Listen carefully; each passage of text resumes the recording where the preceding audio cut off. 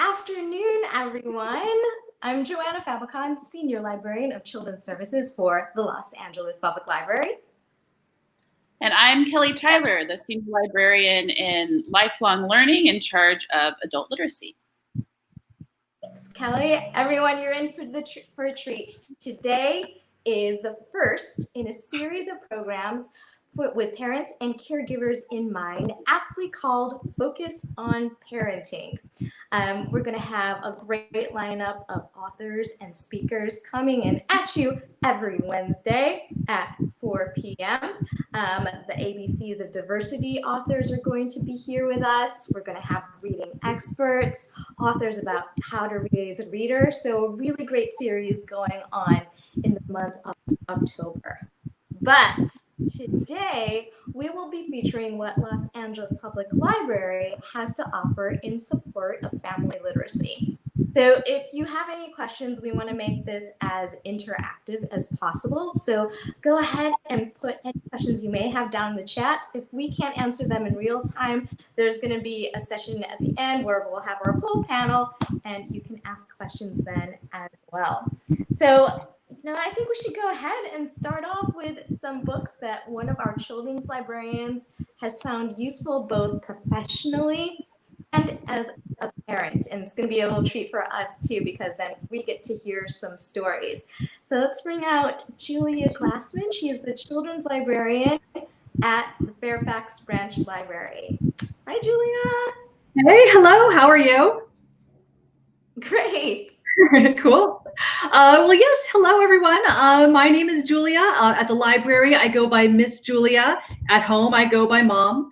And I'm just going to share a couple of books that I have found useful, like Joanna said, as both a librarian and a parent. So one of my daughters is 3 years old, and I love reading to her this book. If you've come to an LAPL Storytime, you've probably seen one of our librarians read it.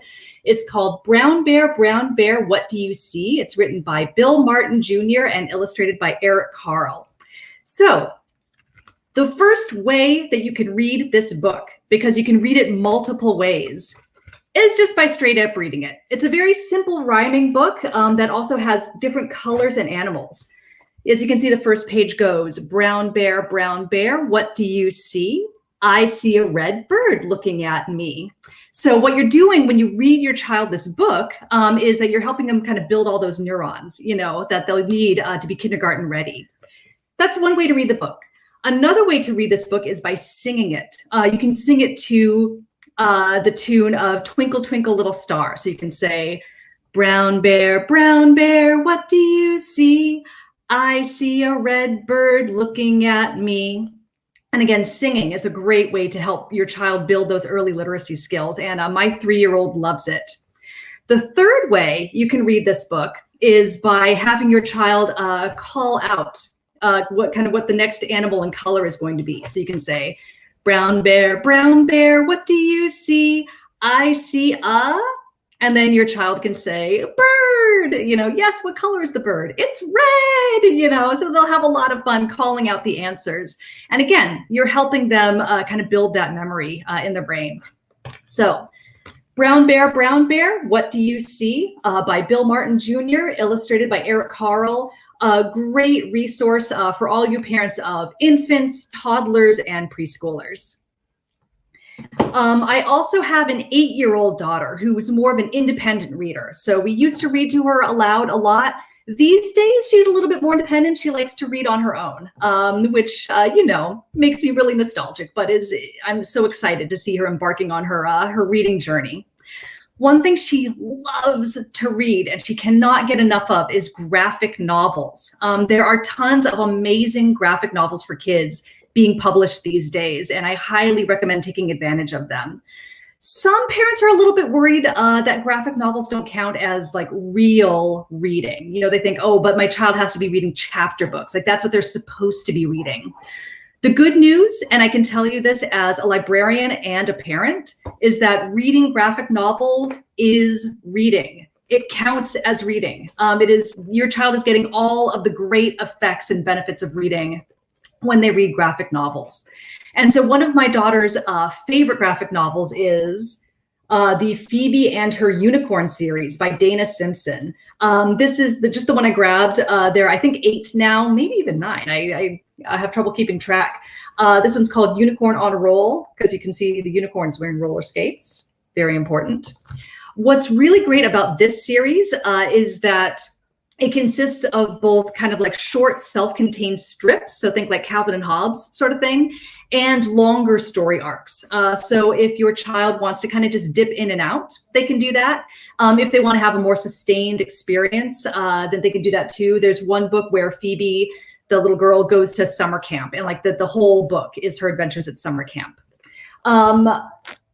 A lot of heart in this series, a lot of humor, a lot of really richly developed characters, and it's just a lot of fun for kids. So again, this is the Phoebe and Her Unicorn series by Dana Simpson. My 8-year-old loves it. So those are just a couple of books that I have found myself reading at library story times, recommending to kids who come into the library, and also enjoying with my own kids. They're a lot of fun. And with that, I will hand it back over to you, Joanna. Thank you so much. Oh, actually, Julia, I did have a question though. Can I pick your brain? Yeah, totally, yeah. So I was just wondering, when you talked about setting your older child off onto her own reading journey and feeling nostalgic about that. I know those are feelings. Those are legitimate feelings of like, oh, my child is starting to go. Any tips on how to handle that situation? Gosh, well, I mean, so the first thing I'd say is that you should remember that every kid is different.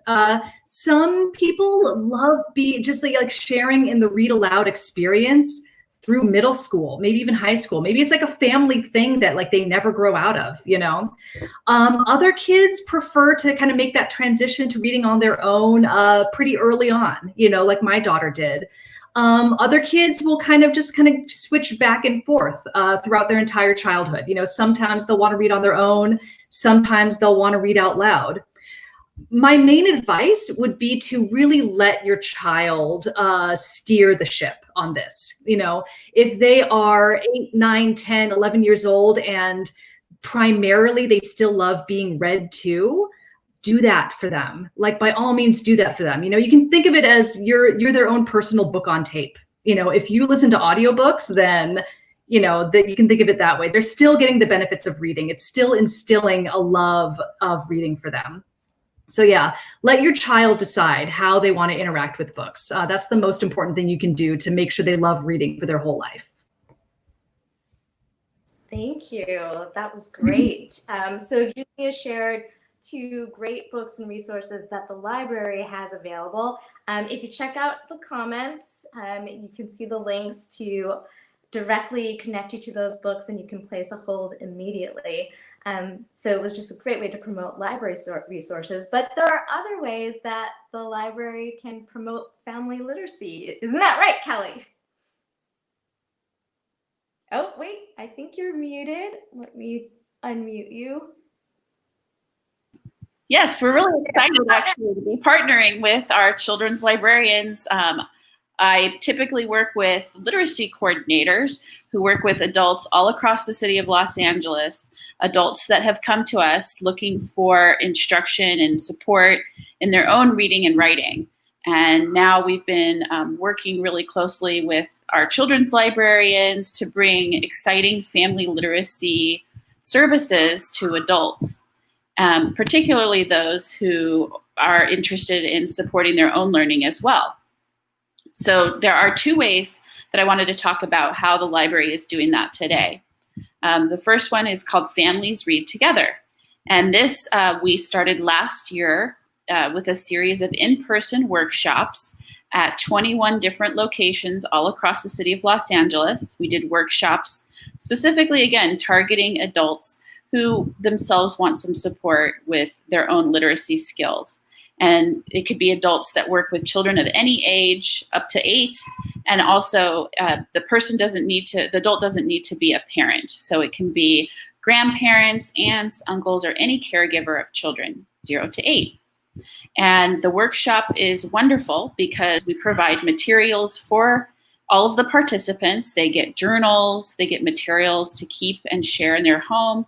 And we have really fun conversations all about how we celebrate culture in our own homes, and as a way of thinking about how we can use those kinds of conversations to encourage early literacy.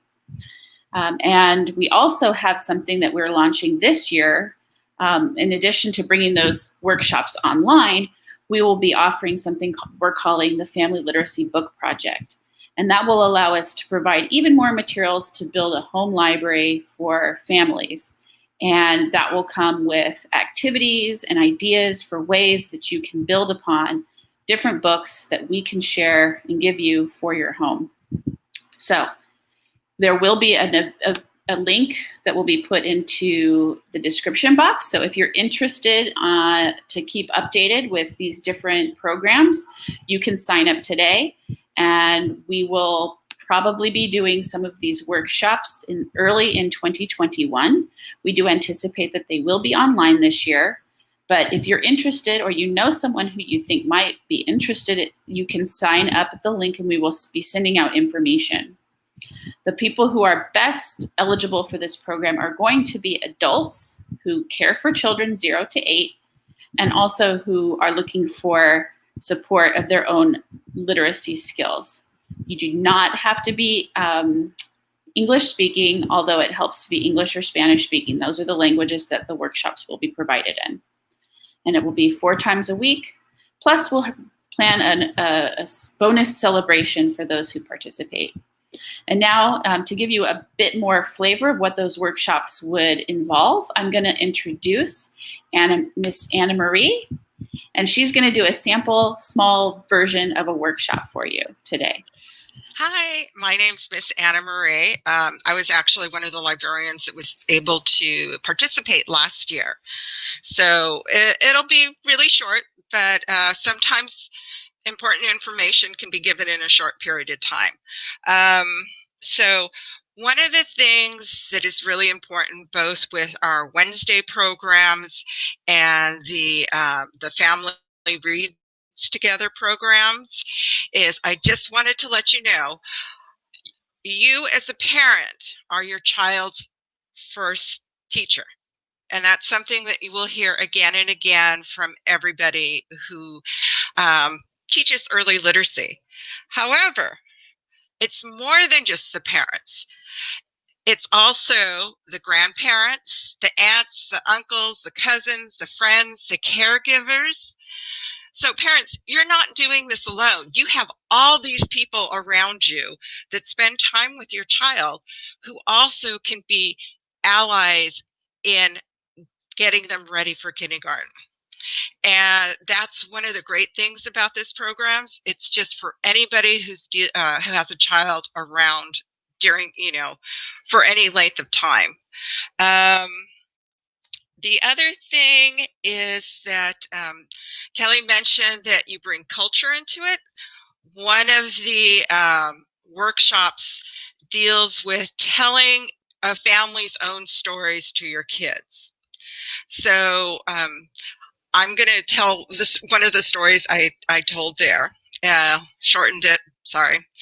But when I was growing up, when I was around, I think I was around 5 years old, my grandmother, I would stay a long time with my grandmother because my mother worked during the day.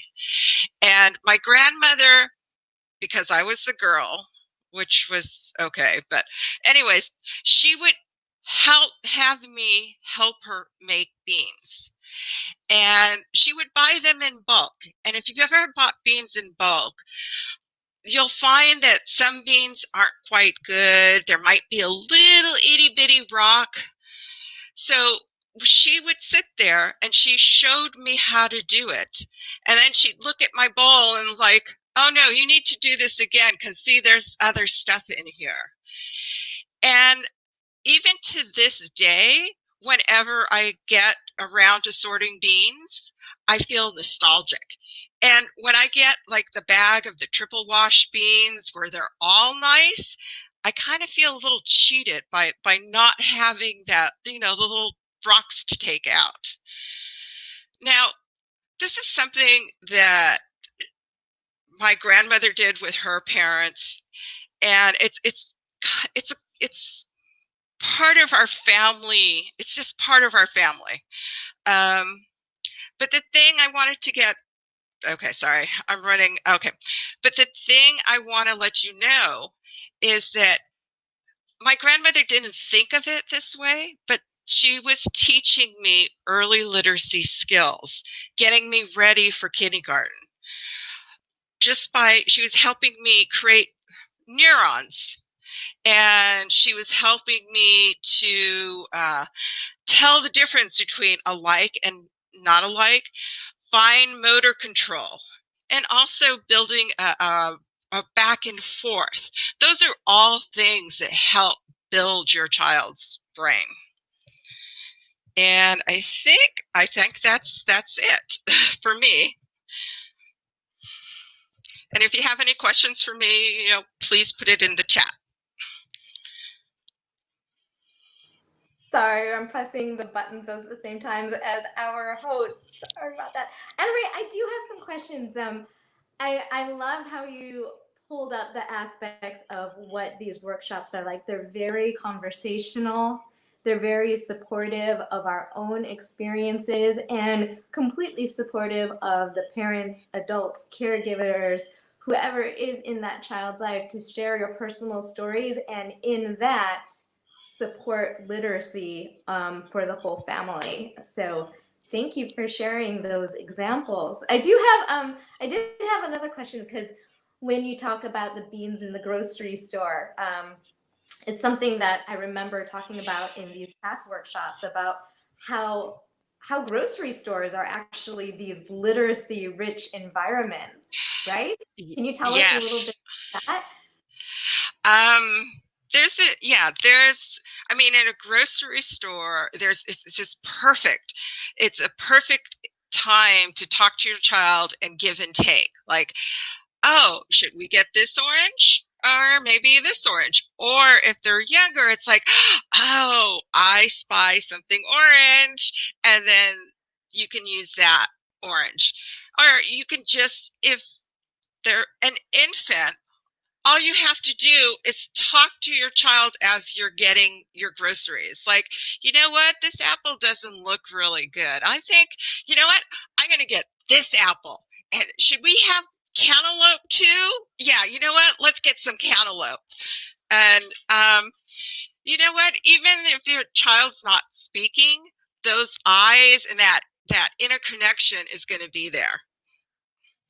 That's wonderful. That, and just the hint of these wonderful connections that you make and realizations that you come to when you go to these workshops, and some wonderful supportive environment, both in real life and virtually. We will do as best as we can to replicate that. Thank you so much for sharing.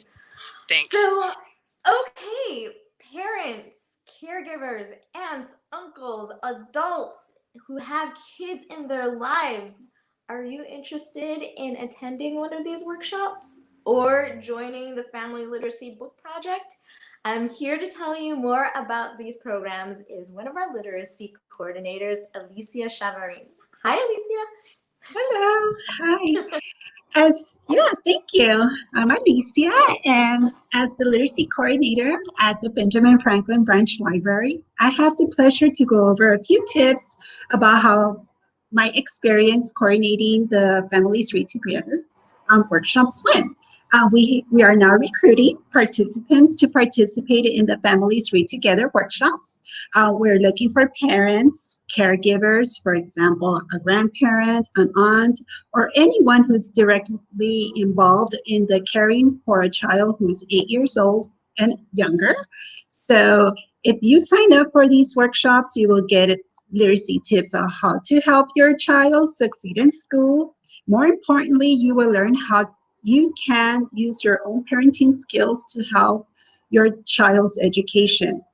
Also, participating in these workshops is completely free of charge. By participating, you will have the chance to meet other participants and, as the librarians mentioned, share your personal experience and stories to tell, and learn from other child caregivers. But most importantly, you will gain more knowledge and learn how to use your own skills and put them in practice so you can read to your kids. If you participate, you will also get free items such as children's books, journals, and other incentives that will be mailed to your homes. So please submit your email address or your phone number. And if you're interested in signing up for one of these workshops, hopefully you're interested and we get to meet you. Thank you. Does anyone have any questions?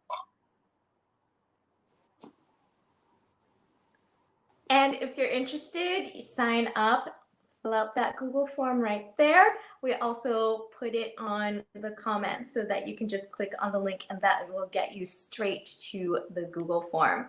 So I'll just hang out here for any questions. Actually, I think now it's a good time to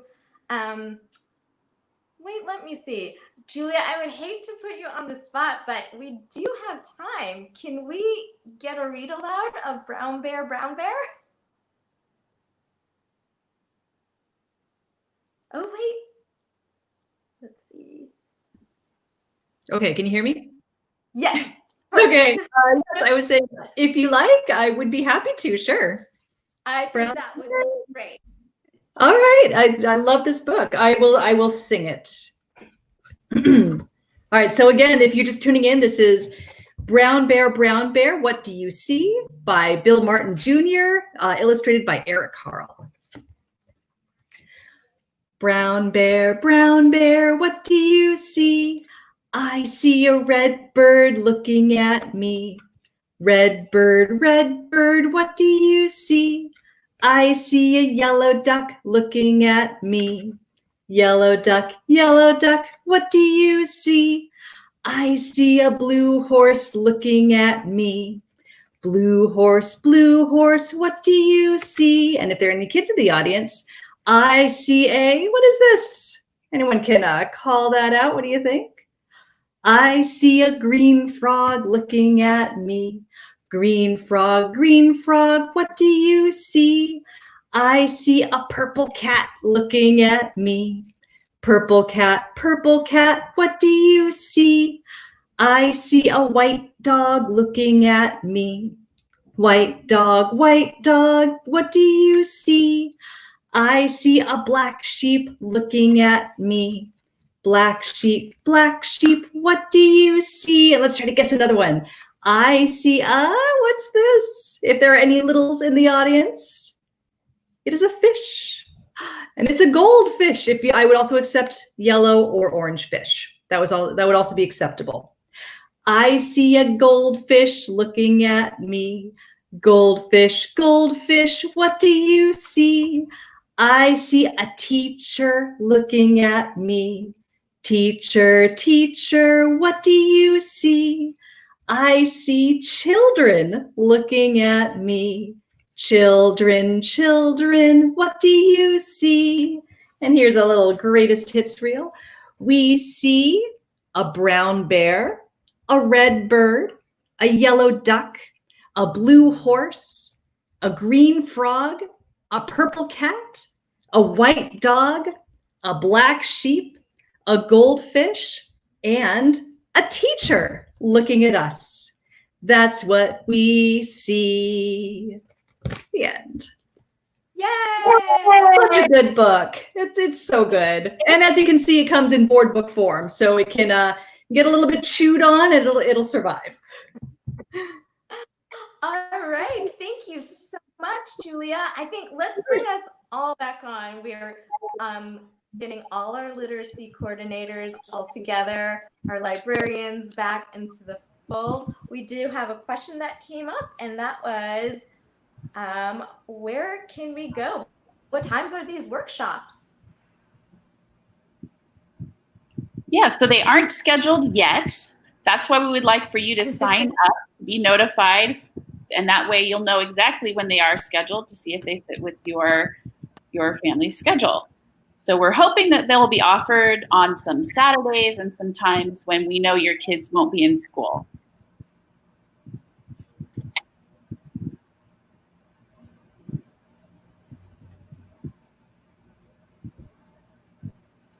I don't know if we had any other questions, but yeah, just thank you for having us here to talk about the Family Literacy Project. We're hoping that anyone who's interested will sign up using the link that was provided in the comments. And if you have any questions, is there a place where they can contact us, Joanna? Sure. Let me put in the comments. Let's see.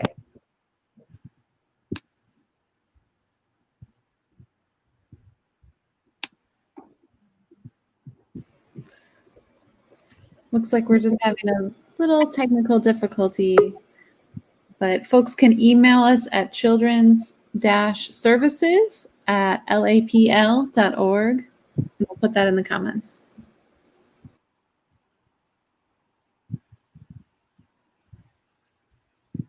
All right, it looks like we're waiting for Joanna to rejoin us. Is she having some technical issues? Yes, we have some technical connection difficulties over here, but let's see.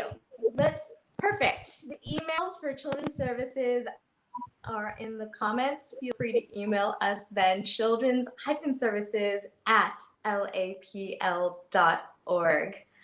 All right, I think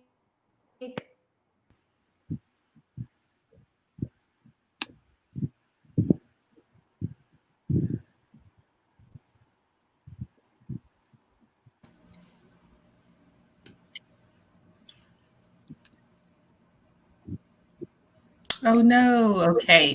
Some technical issues. So thank you again for joining us this week. This is the start of a new series that will be focused on parenting. So join us next week on the 14th. There will be the ABCs of Diversity Authors. On the 21st will be Born Reading with Jason Boog, and on the 28th, How to Raise a Reader. So thank you, and we'll see you next